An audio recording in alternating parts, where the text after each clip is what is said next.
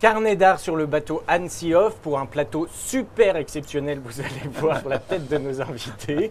Restez devant vos écrans, ça commence maintenant.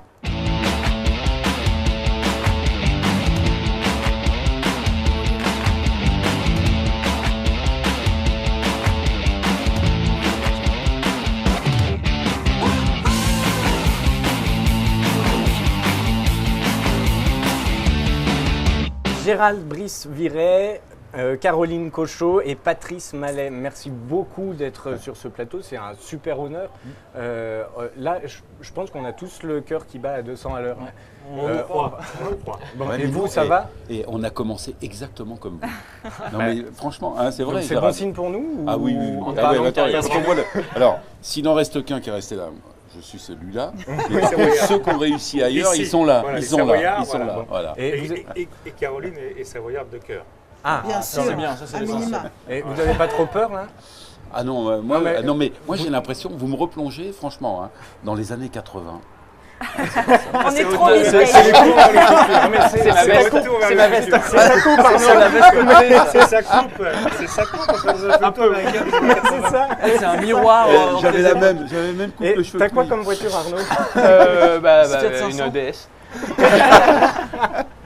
Alors Arnaud, c'est toi qui commences? Mais oui. Petite intro d'Arnaud. Alors, petite intro d'un.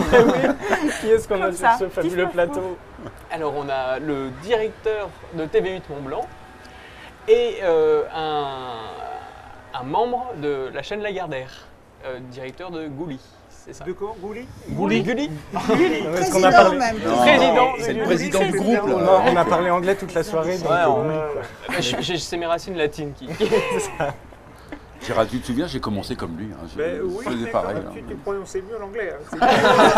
C'est Gulli. Donc vous êtes présidente Gulli et vous, Caroline Cochot, vous êtes directrice des programmes et antennes de la même chaîne. Vous travaillez donc ensemble. Oui, Exactement. c'est mon boss. Et ça va pas trop dur? J'adore. Bah, Je suis totalement fan tant mieux parce de qu'eux, ils Gérald n'aiment Brice. pas. Non, C'est pas la en même off. on chose. essaye de le décacher. Non, mais avec le temps, on se rend compte qu'on préfère vraiment travailler avec les gens qu'on aime. Voilà. Nonobstant leur grand talent, évidemment. C'est la base. Le talent, et puis ensuite, il faut les aimer. Et c'est un plaisir de travailler avec Gérald Brice. C'est réciproque. Alors Arnaud. Petite question pour commencer. 2 slogans successifs à TV8 Mont-Blanc. Respirez, c'est votre télé, et c'est vous devant, c'est vous dedans. C'est pareil chez Carnet d'art.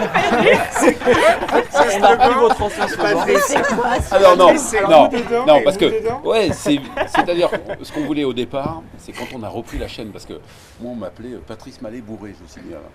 Pourquoi? Parce qu'on a été quand même, on a fait comme Jean-Claude Bourré, c'est-à-dire qu'on lance un appel aux téléspectateurs et essayez d'imaginer, vous vous rendez compte, on se retrouve avec des actionnaires qui décident d'arrêter la télé en 1997 et ils nous disent nous on arrête. Et nous, on a dit, vous avez le droit d'arrêter, nous, on a le devoir de continuer. On lance un appel aux téléspectateurs savoyards et on se retrouve avec 10 000 lettres, 1 million de francs de dons. Ça veut dire qu'on était réunis comme ça à TV8 Mont-Blanc, on recevait des chèques comme ça. Et une fois qu'on a commencé à croire au retour de la télé, on a dit, nous, ce qu'on veut, c'est casser la vitre entre les téléspectateurs et nous. Et ce qu'on veut, c'est que lorsqu'on est à TV8 Mont-Blanc, et moi j'avais dit, notre ambition, c'était, alors tout le monde me disait, combien vous êtes à TV8 Mont-Blanc? Et moi je disais, nous sommes 800 000, comme les Savoyards.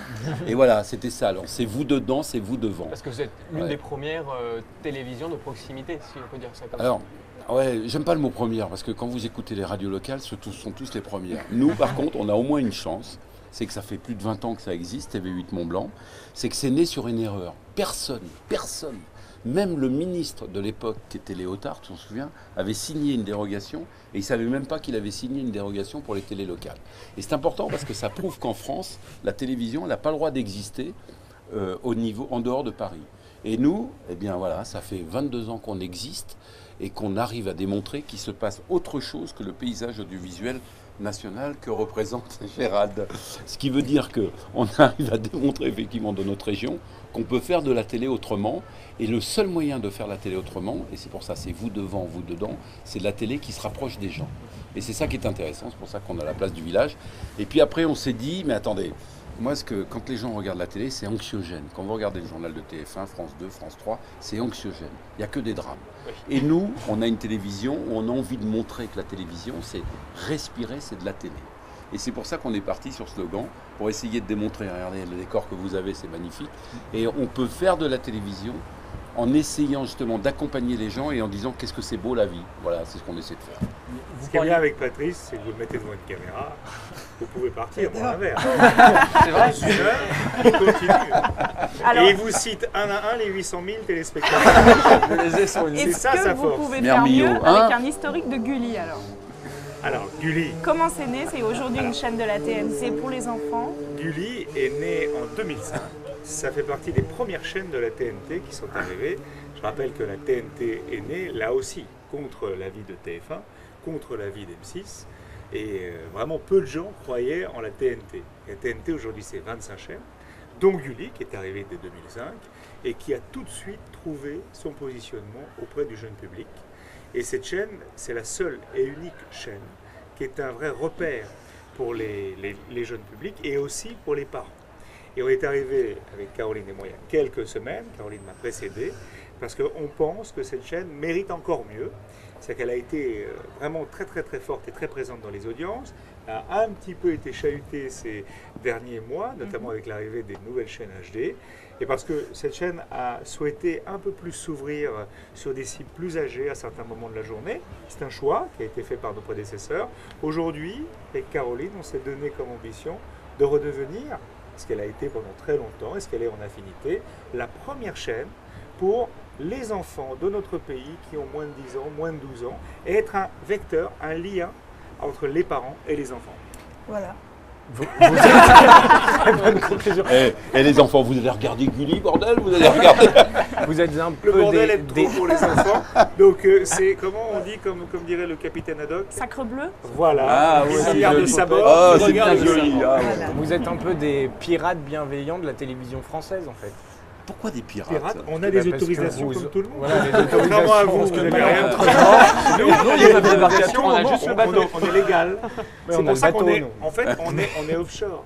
Oui. C'est qu'on est sur le bateau parce qu'il n'y a pas besoin d'autorisation. sur C'est le ça. bateau. Non, mais vous Non. parliez tout à l'heure d'un commencement à la radio, c'est pour ça que peut-être la transition pirate, Ouais. Radio Caroline. Comment s'est fait la transition jusqu'à la télé? Ah Qu'est-ce qui oui. t'a donné envie de passer Non mais de- ça a été dans une la- chance parce que on a connu nous 80, vous n'étiez pas nés.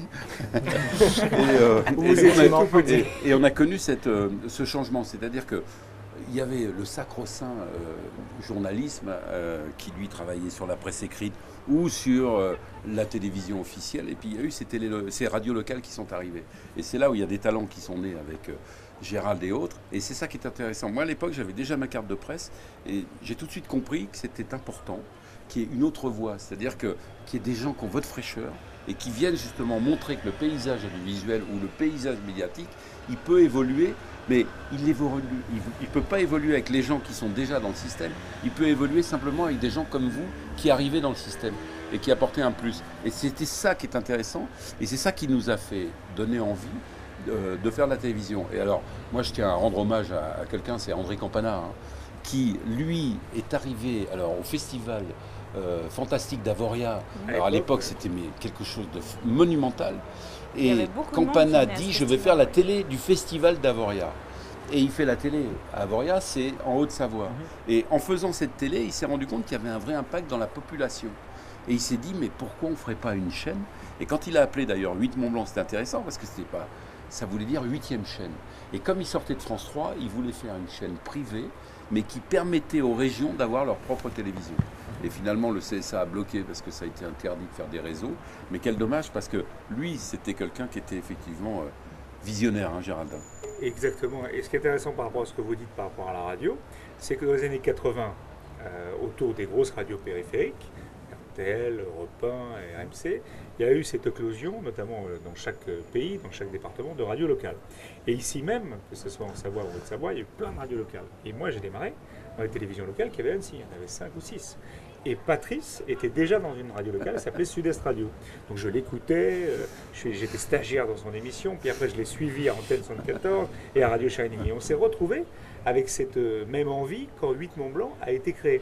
Et ce que vous faites, ce qu'on fait aujourd'hui sur le web, c'est un peu les radios locales des années 80. C'est Oui, une bien autre sûr. manière de s'exprimer et vous avez la chance de le faire. Et après, certains d'entre vous, et je le souhaite, iront très très très loin, d'autres feront autre chose, d'autres seront directeurs de chaîne, ça se trouve on a un futur directrice de TF1 ou de France Télévisions ou producteur ici, et c'est ça. C'est que ça donne à ces nouveaux talents, une nouvelle génération, une opportunité de s'exprimer. Et le web, c'est ça. Ce sont des nouvelles fréquences, comme les radios ont été des nouvelles fréquences. Et donc nous, ça a été tout naturel, à Annecy, il y a des radios locales, une chaîne de télévision locale, en Savoie et en Haute-Savoie. Ça a été une opportunité exceptionnelle. Et tous les gens qui sont passés sur 8 Mont-Blanc, vous les retrouvez dans toutes les chaînes aujourd'hui. Si je vous dis le magazine Échappée Belle, eh ben, il est produit par des gens qui étaient à 8 Mont-Blanc. Et la voix off n'est autre qu'Alain Goury, qui est né à la Biole, en Savoie, et qui a fait de la radio locale. Si je vous dis l'habillage de TF1, l'autopromo, et c'est produit par un enfant aussi de 8 Mont-Blanc. Pareil à Canal+. Anne-Sophie Lapix a commencé aussi à 8 Mont-Blanc. Anne-Sophie, tu vois Voilà.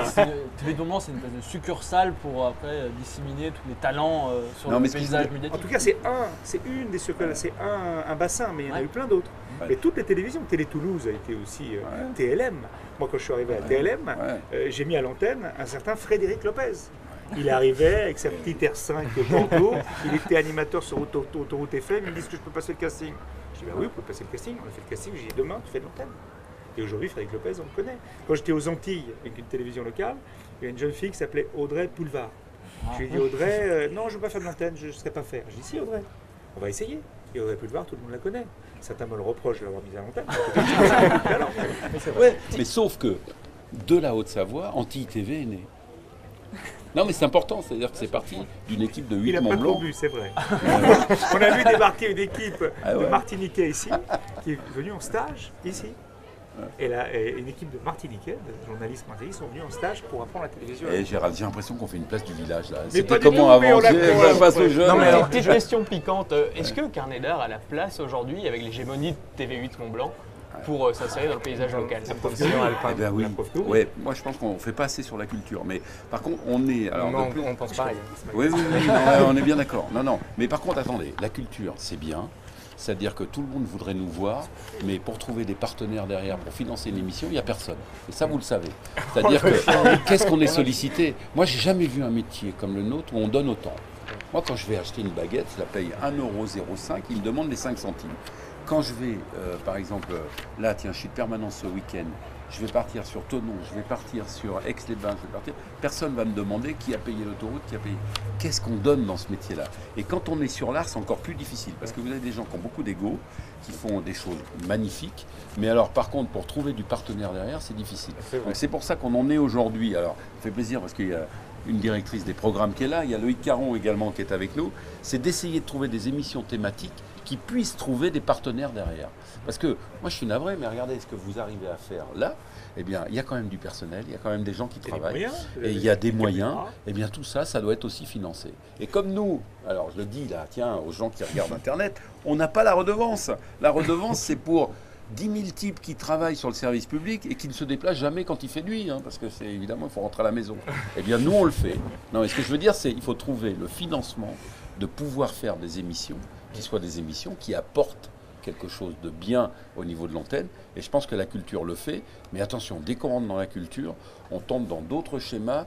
Et puis, finalement, on se rend compte que on avait fait, par exemple, au Brise-Glace, on faisait des émissions. Tiens, au Brise-Glace, pendant 4 ans, on a promu plein de groupes. Le jour où ils ont eu les moyens, eh ben, ils nous ont pas choisis. Donc, alors tout le monde dit: ah bah tiens, vous avez arrêté votre émission, vous faisiez des groupes. Le personnel le faisait volontairement, bénévolement. Et quand il y a eu quelques moyens, bah, ils ont pris une boîte de prod, et puis voilà. Et cette dissémination de petites radios et de chaînes, on en parlait tout à l'heure, est-ce que c'est une véritable richesse pour le paysage audiovisuel ou est-ce que c'est un talon d'Achille par rapport au financement, justement? Gérald, C'est forcément une richesse. bah oui. Sinon, on revient au système soviétique, ça marche? C'est les années 80. La diversité, c'est la diversité tant du public que de ce qui lui est proposé. Enfin, c'est le minimum. Moi, Le je voulais- minimum, c'est qu'il y ait beaucoup de propositions, la plus grande possible, que les uns et les autres à la fois se challengent sur les idées, mais se challengent aussi sur les propositions, sur les envies, et que toutes les envies prennent leur forme pour chaque public. Ouais. Moi, justement, vous parlez de challenge, de la difficulté de parler de culture. Justement, aujourd'hui, c'est le festival. On est dans la semaine du Festival international du film d'animation. Et pour venir sur Lagardère Active et donc Gulli, Ouais. quel est l'intérêt justement de Gulli? Bon, l'intérêt est évident, mais est-ce essentiel d'être là pour le Festival d'Annecy? Alors c'est essentiel parce que d'abord Gulli, au sein du groupe Lagardère, donc pas que Gulli, parce que je dirige à la fois les programmes de Gulli, mais aussi de Canal J et de TJ, qui sont des chaînes du CAPSAT, donc des chaînes payantes. Mais nous avons, en l'occurrence, sur ces chaînes jeunesse, des obligations de production d'animation. Ça, ce sont des obligations CSA. Et puis, on a aussi un public d'enfants qui en ont envie. Et ça, c'est hors obligation. C'est notre obligation presque morale pour qu'on ait du public devant nos chaînes. En l'occurrence, quand on coproduit ou quand on produit des dessins animés, on essaye de le faire souvent avec 2 de nos chaînes. Donc, une chaîne gratuite de la TNT qui est Gulli et puis une de nos chaînes quand la cible s'y prête, puisque TJ, c'est une chaîne pour les préscolaires, preschool, ce qu'on appelle les preschool, 3 à 6 ans. Canal J, c'est une chaîne pour les garçons, action-aventure, 6-10 ans, humour. Et puis Gulli, c'est la chaîne de tous les enfants. C'est-à-dire qu'à n'importe quel moment de la journée, un môme doit pouvoir se retrouver devant la télé, avoir l'assurance qu'il verra un programme qui lui conviendra, quel que soit son âge, et puis que les parents puissent être rassurés. D'ailleurs, c'est le cas aujourd'hui. C'est la seule chaîne devant laquelle les parents n'ont pas besoin de vérifier ce qu'on regarde. Et aujourd'hui, vous êtes présent, j'imagine, au marché du film. Oui. Vous faites du repérage, vous repérez des réalisateurs prometteurs. Vous achetez déjà des programmes qui sont en compétition officielle. Il y a une compétition qui s'appelle Film de télévision. Ouais. Comment ça se passe? Vous avez repéré des bonnes choses? Est-ce que vous pouvez nous en parler? Alors, ça, c'est un travail qu'on fait toute l'année. Alors, le MIFA, ce qui est formidable, c'est que c'est une semaine où tous les professionnels se rencontrent. C'est un moment assez privilégié pour partager ensemble des moments plutôt de professionnels, mais de détente. C'est-à-dire qu'ici, c'est sublime, C'est bon enfant. devant le lac, avec des gens formidables, très détendus. À Paris, ça va très vite. On a une demi-heure, on nous présente des line-up, c'est-à-dire la ligne éditoriale de chaque studio, de chaque boîte de prod. Mais on travaille avec eux toute l'année. Il faut savoir que quand on prend en coproduction une série d'animation, on travaille dessus. On ne prend pas une petite boîte avec dedans un DVD tout fait et puis on le met dans notre machine. Non, on arrive avec un projet. Le projet, le producteur, l'auteur, le réalisateur l'envoie à notre directrice des coproductions, en tout cas à la chaîne. Et puis on se réunit une fois par semaine. Il y a des conseillères de programme qui lisent ce projet, qui nous le décryptent, qui nous disent voilà la cible, voilà à quoi je pense, l'écriture, le dessin, et on analyse tout, tous ensemble. Et puis il y a toutes les directrices de programme qui sont autour de la table, parce qu'il y a beaucoup de femmes dans ces métiers de la jeunesse. Et on est toutes en train de dire, moi je pense que ça fonctionnera pas sur TJ, d'abord parce que le petit ninja, il saute du 12e étage et il se fait pas mal en arrivant. Au revoir TJ. En revanche, sur Gulli, ça peut passer parce qu'on a une espèce de différence selon la programmation, qui n'est pas la même chose que le programme, pour ceux qui ne connaissent pas exactement le fonctionnement. Le programme, c'est le livre, c'est un bouquin, c'est un CD, c'est une cassette, ça c'est un programme. La programmation, c'est où on le met. Et c'est extrêmement important parce que selon l'endroit où vous diffusez votre programme, vous avez du public ou vous n'en avez pas. Donc le Festival du film, le MIFA aujourd'hui, c'est un grand rendez-vous pour que tous ces professionnels puissent avoir, pour certains, accès à nous. Mais la plupart du temps, on a accès à tous. Ils nous connaissent tous. On les connaît tous très bien parce qu'on les suit jour à jour. Et quand on leur dit là, votre dessin, il est trop jeune, ça ne marchera pas chez nous, Gulli, les mômes ont envie d'être là, voilà. Alors ils vont améliorer leur dessin jusqu'à correspondre éventuellement, et si c'est leur volonté, à notre ligne éditoriale. Par contre, Caroline, tu me disais, c'est l'animation avant tout. L'animation avant tout. Alors, ça, c'est important. C'est assez... D'abord, ça a toujours été le cas, me semble-t-il, et là, je n'engage que moi en le disant. L'animation, c'est le langage universel. C'est-à-dire que dans n'importe quel pays, l'animation va fonctionner. Et un dessin animé... D'ailleurs, le fameux cartoon qui est compris dans le monde entier, c'est le même principe que la musique. C'est-à-dire que la musique, tant qu'il n'y a pas de paroles, c'est compris dans le monde entier. Le premier Mickey, en noir et blanc, voilà. Le premier Mickey Mouse, tout le monde comprenait, tout le monde adorait. Tout le monde comprenait. Et le principe du cartoon, c'est des histoires fermées, c'est-à-dire qu'il n'y a pas un truc à épisode. Le cartoon, c'est de l'humour pur qui n'est que visuel, avec des onomatopées. Et l'animation s'appelait à tous les enfants, quel que soit leur âge, parce qu'ils y mettent les paroles qu'ils veulent dessus. Alors moi j'avais une question à vous poser. Tout à l'heure on parlait d'Internet, de nouveaux médias, etc. Est-ce que c'est un enjeu pour vos chaînes à la fois régionales et nationales de diffuser en transmédia ou en cross-média sur les nouvelles plateformes Internet, sur les réseaux sociaux aussi, pour développer peut-être le public, pour attirer de plus en plus de monde? Alors, de diffuser évidemment, puisqu'on a ce qu'on appelle le replay, donc de ce qui se passe sur nos chaînes, diffuser en tant que tel, il faut que ça ait un rapport avec la chaîne, parce que la primeur à l'antenne, évidemment. Donc pour le public qui a envie de revoir, comme vous, quand vous regardez une chaîne, vous allez le revoir. Évidemment, les réseaux sociaux sont extrêmement importants. Le second écran aussi. Et il y a aussi des ouvertures avec le monde de la publicité qui nous finance, puisque nous ne sommes pas, nous non plus... on est privé de tout. Et donc, on arrive à trouver aussi on arrive à trouver des nouvelles... Regardez ça, privé de tout. Voilà, des nouvelles sorties, quoi. Donc oui, les réseaux sociaux, ça marche avec nous. Et puis, on a un site internet super bien fait et très dynamique. Ce qui est amusant aujourd'hui, c'est de voir que tous les gens qui s'occupent des réseaux sociaux, et en tout cas de tous les entreprises Internet au sein de nos chaînes, sont des équipes très jeunes. C'est-à-dire ce sont des enfants d'Internet qui sont aussi nos publics. C'est-à-dire qu'eux, ils ont regardé Gulli il y a 8 ans, ils ont commencé, puis ils avaient déjà leur idée sur le truc et sur ce qu'ils voulaient en faire. Donc non, oui, on est très très présents. D'accord. Ouais, attends, moi je voulais simplement, nous, Internet, ça nous a donné de la crédibilité, à l'inverse de ce qu'on croit. C'est-à-dire que quand on a refondé, par exemple, la chaîne en l'an 2000, tout le monde nous a dit, mais faites pas une télévision, maintenant c'est Internet. Et bien finalement, on se rend compte que la télé est là, et on a fait par exemple les Jeux paralympiques. C'est intéressant parce que les Jeux paralympiques, c'est un monde d'abord qui sait communiquer, et qui communique beaucoup par Internet. Et on a eu un réseau extraordinaire, c'est-à-dire qu'on n'avait pas besoin d'avoir la publicité pour essayer de prendre de la pub nationale. Le réseau était tel que tout le monde est venu sur la chaîne parce qu'il savait qu'on diffuserait les programmes des Jeux paralympiques en direct parce qu'il y a un véritable réseau. Et ce qui veut dire que la sauvegarde de nos chaînes de télé par rapport à vous sur Internet, c'est d'avoir la crédibilité et d'avoir des journalistes qui ont vraiment une déontologie et qui arrivent à dire, regardez ce qui a été dit sur Internet, oui c'est vrai ou c'est faux. Et ça c'est important. Et ce que je veux dire, c'est que vous nous apportez beaucoup d'oxygène par l'intermédiaire d'Internet, et vous nous donnez la crédibilité. Et on est en train d'imaginer, une émission avec Loïc, on est en train d'imaginer une émission sur l'handicap, et on va le faire sur les réseaux et tout ce qui se passe sur Internet, parce qu'il se passe beaucoup de choses. Et pour le crédibiliser, il faut que ça passe à la télé. Et ben voilà, on va le faire. Et vous voyez, on va partir, nous, de la télé pour aller chercher et puiser sur Internet tout ce qui peut se faire avec des personnes handicapées qui font des films fabuleux, et on va le montrer. Et bien ça, je trouve intéressant comme démarche. Moi, j'aurais juste une dernière question, et là, j'aimerais toucher votre âme d'enfant.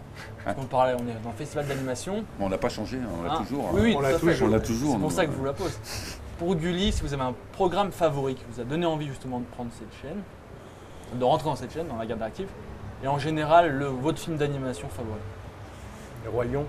On essaie de le caser depuis le début de la semaine. En Gulli, par exemple, parce que vous avez un dessin animé, vous avez regardé. Moi, je suis vraiment un grand fan de Tex Avery. C'est vrai que, et je trouve que ça a très bien vieilli, parce qu'on regarde les Chaplin en noir et blanc, c'est vrai, les histoires sans parole, les Goldorak, les Heidi, etc., tout ce qui a été fait dans les années 80. Mais je crois qu'il y a une vraie révolution dans le monde de l'animation, et je l'ai vraiment ressenti là. Notamment, on parlait de Oggy et les cafards. Ouais. Ce dessin animé a pris, ce cartoon en fait, il a pris tout son essor grâce à Gulli il y a quelques années.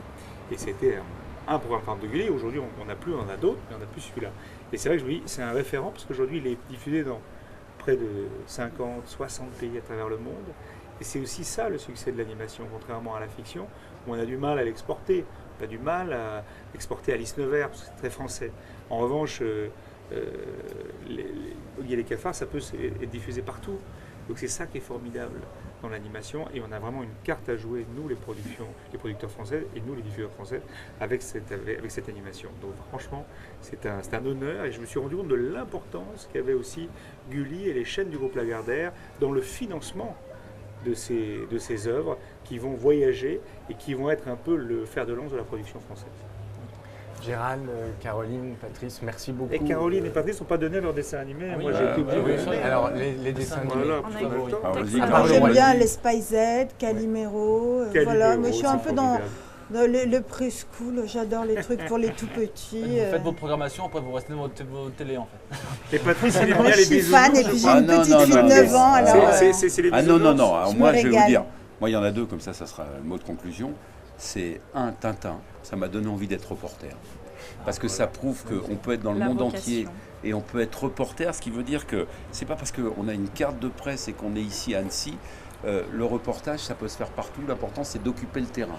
Donc ça m'a donné envie de faire ça. Et puis le deuxième, c'est Astérix, parce qu'on est comme à Hutte-Mont-Blanc, on est le village des Gaulois, on résiste.